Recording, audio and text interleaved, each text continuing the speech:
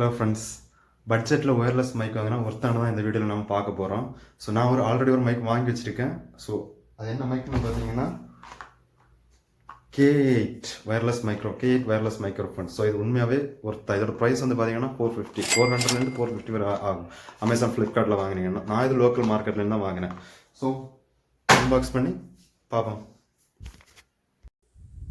So இந்த K8 wireless மைக்கில் வந்து டிரான்ஸ்மிட்டர், அதாவது மைக்கு கொடுத்துருக்காங்க.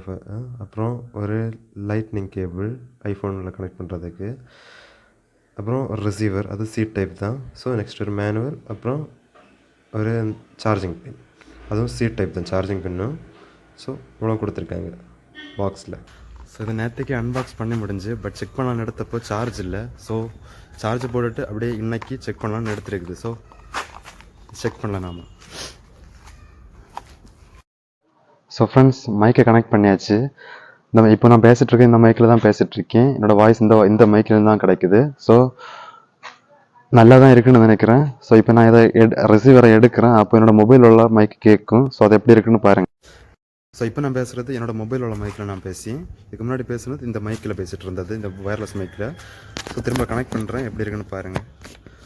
ஸோ இப்போ திரும்ப பேசுகிறது இந்த மைக்கில் தான் பேசிகிட்ருக்கேன். ஸோ இதில் 20 மீட்டர், இந்த மைக்கில் 20 மீட்டர் வரைக்கும் ஒயர்லெஸ் கனெக்ஷன் கிடைக்கும்னு போட்டிருந்தது. ஸோ அதையும் செக் பண்ணி பார்க்கலான்னு இருக்கேன். ஸோ செக் பண்ணி பார்ப்போம்.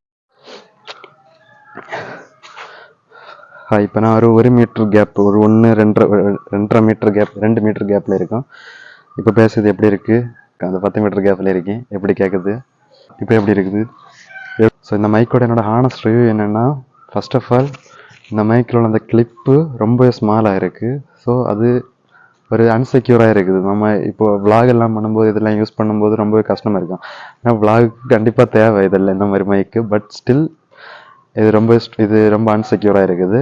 அண்ட் வாய்ஸை பொறுத்தவரை நம்ம கொஞ்சம் அமைதியாக பேசினா தான், இப்படி பக்கத்தில் இருக்கும்போது அமைதியாக பேசினா தான் வாய்ஸ் கொஞ்சம் நல்லா இருக்கும். பட் நல்ல சவுண்டு போட்டு பேசணுன்னா வாய்ஸ் மாதிரி இதாகிட்டு இருக்கும். ஸோ கொஞ்சம் அமைதியாக இப்போ நான் பேசுகிறது அமைதியாக தான் பேசுகிறேன். பட் ஸ்டில் நான் நேரத்தை கூட லாஸ்ட் கிளிப்பில் கூட அமைதியாக தான் பேசினேன். பட் அதுவும் நல்ல சவுண்டு இதாக தான் இருந்தது. மைக் நல்லா தான் இருக்குது. அண்ட் சார்ஜ் பேக்கப் ஒரு 10 நிமிஷம் 20 நிமிஷம் இருந்தாலே அது ஓகேன்னு தோணுது. இந்த மைக் இந்த பட்ஜெட்டை பொறுத்தளவில். பட் தெரியல, செக் பண்ணி பார்க்கணும். செக் பண்ணால் அதை கமெண்டில் பின் பண்ணி வைக்கிறேன், பேட்டரி பேக்கப் எவ்வளோ கிடைக்குதுன்னு.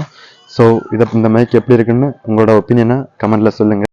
ஈவன் வாய்ஸ் கொஞ்சம் நல்லா இருந்தால் கூட பேக்ரவுண்ட் நாய்ஸ் எல்லாம் நல்லாவே கேட்க தான் செய்யுது. நல்லா இல்லைன்னாலும் கொஞ்சமாச்சும் கேட்க தான் செய்யுது. இப்போ பட்டி பார்க் பண்ணுது. ஸோ அது கூட கேட்க வாய்ப்பு இருக்குது. ஸோ இதுதான் என்னோட ஹானஸ்ட் ரிவ்யூ.